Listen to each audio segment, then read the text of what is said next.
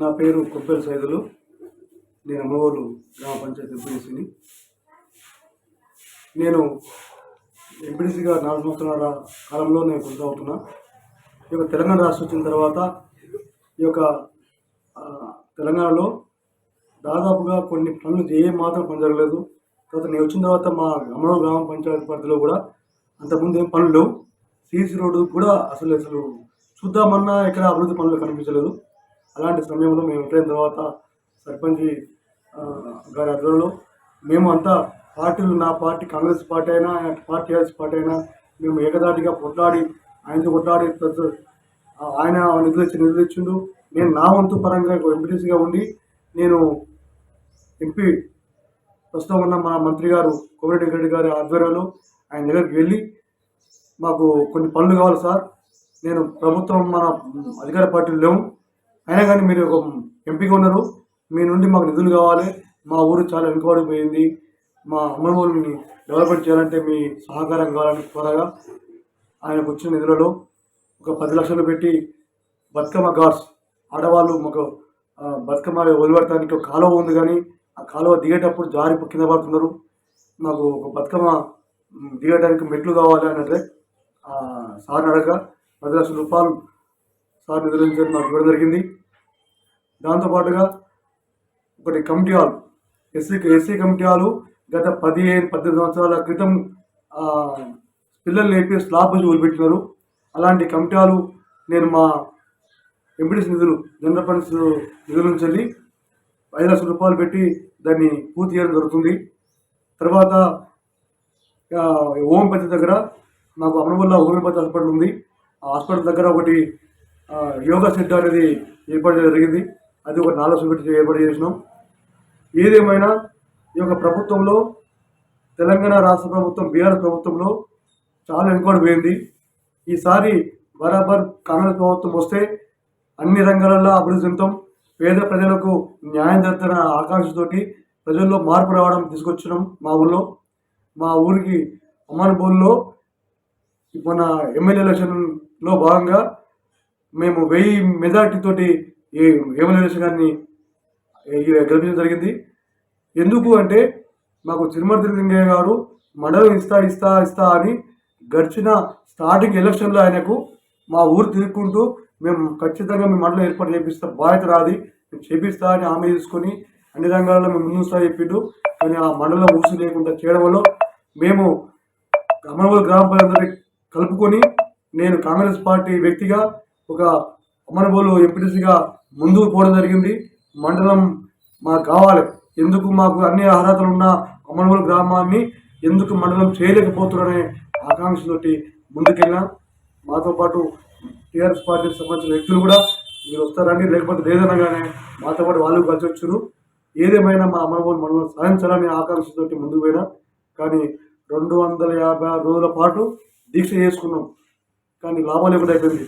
తీరా ఎప్పుడు ఎలక్షన్లో 10 రోజుల ముందుకే ఎన్నికల కూడా 10 రోజుల ముందు పడుతుందనంగా ఆయన తిరుమల లింగయ్య గారు ఎన్నికల స్టంట్ కోసం అమరవోలు మండలం అయినట్టుగా ఒక చిన్నపాటి ప్రొసీడింగ్ ఇచ్చారు. కానీ దానివల్ల మాకు ఒరిగింది లేదు, వచ్చింది లేదు. ఇంతవరకు ఎన్నికలు అయిపోయి 2-3 నెలలైనా కానీ ఒకవేళ ఈయన నిజమైన అమరవోలు మీద ప్రేమ ఉండి మండలంగా ఏర్పాటు చేస్తే ఎలక్షన్ అయిపోయిన తర్వాత ఇప్పుడు మా మండలం ఏర్పడి, ఆఫీసులు ఏర్పడి మా ప్రజలకు అనుకూలంగా ఉండాలని అనుకున్నాం. కానీ అది అలాంటిది ఏం లేదు. ఇప్పుడు మా ఎమ్మెల్యే గారు ఏమల వీరేశం గారి ఆధ్వర్యంలో మేము కోరినాం, మాకు అమరవోలు మండలం ప్రకటించాలి, అమరవోలుని అభివృద్ధి చేయాలంటే ఎమ్మెల్యే గారు కూడా అన్నారు, అమరవోలు మండలం చేసే దశలో వాస్తవంగా పొరపాటు చేసిన వాళ్ళు అది కానే కాదు, స్టంట్ మాత్రమే, ఎన్నికల స్టంట్ మాత్రమే అది. ఎందుకు అంటే ఒక ఎంపీటీసీ పరిధి ఉన్న గ్రామాలు 2-3 ఉండొచ్చు. అలాంటి గ్రామాలలో ఒక ఊరిని కలిపి ఒక ఊరు వదిలిపెట్టేసారు. అట్లా వదిలిపెడితే ప్రాబ్లం అవుతుంది కదా, మళ్ళీ ఒక మండలం ఒక ఊరు, ఇంకో మండలం ఇంకో ఊరు అనే విధంగా తయారీ కావడం వల్ల ప్రాబ్లం అయింది. అట్లా కాదు, ఏదేమైనా మీకు ఎంపీటీసీ పరిధి ఎన్ని అవుతున్నాయో మీకు అనుకూలమైన ఊళ్ళు కలుపుకొని అన్ని గ్రామాలతో మమేకమై నేను కొత్తగా వచ్చే మండలాల్లో ప్రత్యేకంగా ఫస్ట్ అమరవోలు పేరు మండలాన్ని ప్రకటించి ఈ యొక్క మీకు అందిస్తానని మాకు చెప్పినారు. ఏదేమైనా మన నమ్మకం ఉంది, కాంగ్రెస్ ప్రభుత్వం మీద నమ్మకం ఉంది, మంత్రి కోమటిరెడ్డి వెంకరెడ్డి గారి మీద నమ్మకం ఉంది, వేముల వీరేశం గారు మన ఎమ్మెల్యే గారి మీద ఇంకా పూర్తి నమ్మకంతో మేము ఖచ్చితంగా ఆయన ద్వారా మాకు మండలం అవుతుందని ఆశిస్తున్నాం. తర్వాత ఇంత పెద్ద విలేజ్లో మాకు సబ్స్టేషన్ కావాలి, కరెంట్ లేదని జనరల్ బార్ మీటింగ్లో బాగా కొట్టాడగా ఆ సమయానికి ఎంపీ గారు అప్పుడు మన ప్రస్తుతం మంత్రి గారు కోమటిరెడ్డి వెంకరెడ్డి గారు వచ్చారు. సార్ మా అమ్మవల్లో ఇంత పెద్ద విలేజ్కి ఒక సబ్స్టేషన్ లేక కరెంటు వర్షం వచ్చిందంటే కరెంటు పోతుంది, ఆ కరెంటు పోవడం వల్ల తెల్లని దాకా కరెంటు ఉండదుగా, దోమలకు రకరకాలుగా వ్యాధుల బారిన పడుతున్న ప్రజలు, దానివల్ల మాకు ఇబ్బంది అవుతుంది సార్ అంటే అప్పటికప్పటికే ఆ రోజు ఉన్న నాయకులతో చర్చించి మంత్రి గారితో మాట్లాడి ఏదేమైనా అమరవోల్లో ఒక సబ్స్టేషన్ ఏర్పాటు చేయాలని చెప్తే మంత్రి గారి ద్వారా మాకు మా సబ్స్టేషన్ వచ్చింది. సబ్స్టేషన్ వచ్చిన తర్వాత అది 2-3 నెలల వరకు కాంట్రాక్ట్ తీసుకున్న వాళ్ళు ఎవరైతే ఉన్నారో మొత్తం మోసం చేసి దాంట్లో పనికిరాని పార్ట్స్ వాడి వచ్చిన 15 రోజులు 20 రోజులకే అన్ని పలిగిపోవడం, కరెంట్ మొత్తం యాడికై మొత్తం పోయి తీయకపోవడం, రకరకాలుగా అసలు అంధాకారంలో అయిపోయింది. అలాంటి సమయంలో మళ్ళీ మేము ఏఈ గారిని డిఈ గారు మొత్తం ఎస్సీ గారిని అంతా గట్టిగా మాట్లాడితే వాళ్ళు వచ్చి ఎంక్వైరీ చేసి ఇవన్నీ కండక్టర్ వారు కరెక్ట్ చేయలేదు కాబట్టి మళ్ళీ దాన్ని సర్వే చేస్తాని అన్ని మళ్ళీ కొత్త లైన్స్ తెప్పించి మళ్ళీ బిగించరు. కొంచెం కరెంట్ అయితే పర్లేదు, ఒక్కొక్కసారి కొంత ప్రాబ్లం అవుతుంది. అది కారణం ఈ అధికార లోపాల వల్ల కొంత దొరుకుతుంది. ఏదేమైనా ఈ యొక్క ప్రభుత్వంలో మేము అనుకున్న పనులు సాధించాలని మా నమ్మకం ఉంది, సాధిస్తామనుకుంటున్నాం. ప్రజలందరం కూడా కోరుకొని ఇష్టపూర్వకంగా తెచ్చుకునే ప్రభుత్వంలో, ఇష్టంగా తెచ్చుకునే ప్రభుత్వంలో అన్ని పనులు అయితే నమ్మకం మాకుంది.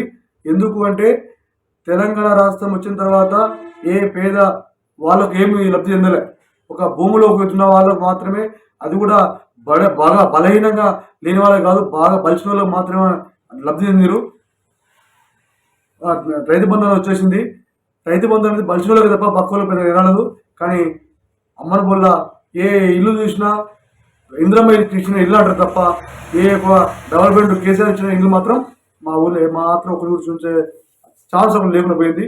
దాంతోపాటుగా కొత్త పెన్షన్ వాళ్ళకు భర్త కోల్పోతే ఆ ఇల్లు మొత్తం అనాథ అయిపోతే వాళ్ళ పాపం అమ్మకు దిక్కు చూసే పరిస్థితుల్లో ప్రభుత్వం ఆదుకునే సమయం పోయి వాళ్ళకు ఇంతవరకు 4-5 ఏళ్ల పాటు చనిపోయి కూడా వాళ్ళకు ఆదుకునే స్థాయి లేకుండా పెన్షన్ ఇవ్వకుండా గడిచిన ప్రభుత్వం చేసింది. తర్వాత రేషన్ కార్డు కూడా పెళ్ళి అయిన వాళ్ళకు పెళ్ళి అయితే ఆ అమ్మాయి వెళ్ళిపోయిందంటే అమ్మాయి కార్డు కట్టు, మరి కొత్త వాళ్ళకు వచ్చినప్పుడు ఒక కొడుకు పెళ్లి చేసుకుంటే అమ్మాయికి మళ్ళీ కొత్తగా రేషన్ కార్డు ఇవ్వాలి కదా, లేదు. అలాంటి సమయంలో అందరూ కోపంగా అన్ని ఆలోచించి మాకు ఈ ప్రభుత్వం మారాలి, ఈ ప్రభుత్వం మారితే మాకు లబ్ధి చెందుతుంది అనే రకాలుగా మేము సాధించుకుంటునే శక్తితోటి మేము గెలిపించుకున్నాం. ఏదేమైనా మా ధీమా ఏంటంటే కాంగ్రెస్ ప్రభుత్వం అంటేనే ప్రజలకు ధీమా, ఆ ధీమతోటే ఉన్నాం. మాకు ఇల్లు కానీ, మాకు రోడ్లు కానీ, పెన్షన్లు కానీ, కొత్త రేషన్ కార్డులు కానీ మాకు అన్ని అనుకూలంగా వస్తాయని మాకు అనుకుంటున్నాం. మాకు రేవంత్ రెడ్డి గారి మీద నమ్మకం 100-150% ఉంది. ఆయన వచ్చిన కొన్ని సంవత్సరాల్లోనే ఒక ముఖ్యమంత్రి పదవిలో ఉన్నారు. నమ్మకం ఏంటంటే ఈ రాష్ట్ర ప్రజలు ఆయన మీద నమ్మకం, ఆయన మీద ఉన్న విశ్వాసం, ఆయన కరెక్ట్ చేస్తారు నమ్మకంతో ఉన్నాం.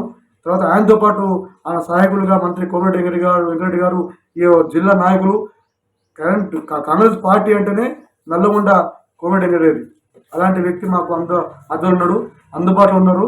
ఆయన ద్వారా మేము అన్ని పనులు సాధించుకుంటామని మాకు ఎల్లవేళ ఆయన ధీమాలు ఉంటాయనుకున్నాం. దీవెనలు మేము ఉంటే ఖచ్చితంగా మేము చెప్పేది ఒకటే, మా అమలు గ్రామం ప్రజల తరఫున సర్పంచ్ల కాలం ముగిసిపోయింది, ఈ యొక్క 31 రోజులు అయిపోయింది. ఇప్పుడు ప్రభుత్వ అధికారుల పాలన ఉంది. మాకు ఈ యొక్క అధికారుల పాలనలో కూడా అమ్మని సస్యశ్యామలంగా ఉంటుందని మేము ఖచ్చితంగా ఎంపీటీసీగా నాకు ఒక 5 నెలలు 4 నెలల 5 నెలల మధ్యలో పీరియడ్ ఉంది. నేను అందరిని అందుబాటులో ఉండి ప్రజలకి అందరికీ సేవ చేసుకుంటా, అందరికీ అందుబాటు ఉంటా, వాళ్ళకి కావాల్సిన అవసరాలు తీర్చుకుంటా. ఏదేమైనా ఈ యొక్క కాంగ్రెస్ ప్రభుత్వంలో మేము మా ఊరిని డెవలప్మెంట్ చేసుకుంటామని కోరుకుంటున్నాం. మీ గ్రామ పంచాయతీ డ్రైనేజ్ ప్రాబ్లం చాలా ఉందండి, దాని మీద మీరు ఏం చేసే వరకు? ఇక్కడ ఊరి మధ్యలో ఒక డ్రైనేజ్ ఉంది, మైనింగ్ పెద్ద కాలువ. ఆ కాలువ అనేది రైతులు పోయే కాలువ. ఆ కాలువను మేము కొట్లాడితే ఒక 25 లక్షలతోటి సాగు చేయించారు అయింది. వచ్చిన తర్వాత కాలు కూడా మొత్తం పూర్తిగా చేసారు. ఒక మారమ్మ గుడి అని అక్కడ ఉంటుంది, టెంపుల్ ఉంటుంది, ఆ గుడి వరకే పెట్టారు. మిగతాది కాలువ ఒక దాదాపు ఒక 200-300 మీటర్లు తోటి కాలువ తీస్తే కింద కాలువ ఉంటుంది అనమాట. ఈ రైతులకు వాటర్ వస్తుంది, కింద రైతులకు వాటర్ పోతుంది అనమాట. అయితే ఆ కాలువను దీన్ని ఆపేసి కింద మోత్కూరు రోడ్డు డ్రైనేజ్ అని ఊరు మధ్యలో ఊర్లో వాటర్ వెళ్తానికి డ్రైనేజ్ పెట్టారు. డ్రైనేజ్ పెట్టి ఇక్కడ వచ్చే వాటర్ మొత్తం పూర్తిగా అక్కడ మలించారు. అక్కడ ఎందుకు మలిపించారు?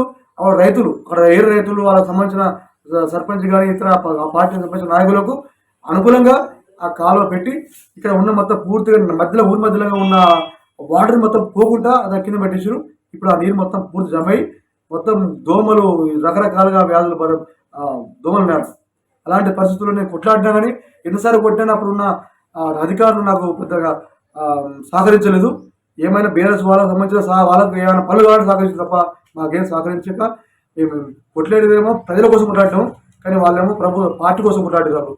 మేము ఇప్పటికైనా దాన్ని ఈ ఎమ్మెల్యే గారి ఆధ్వర్యంలో దాని కాలువ పూర్తి చేసుకొని ఆ మధ్యలో ఉన్న కాలువ మొత్తం ఈ వాటర్ కూడా ఆ రైతులకు అందేటట్టుగా మధ్యలో ఎలాంటి మురికి లేకుండా చేసుకుంటాం. మా ఎమ్మెల్యే గారి మీద నమ్మకం ఉంది. కాంగ్రెస్ పార్టీ పెట్టిన 6 గ్యారెంటీలపై ప్రజల స్పందన ఏ విధంగా ఉంది? సంతోషిస్తారు. ఈ యొక్క బీఆర్ఎస్ ప్రభుత్వం మొట్టమొదటిగా వాళ్ళు పెట్టిన పథకాలలో ఏ పేదోనికి ఎలాంటి లబ్ధి చేరలే. ఇప్పుడు మా కాంగ్రెస్ ప్రభుత్వం రాకముందుకే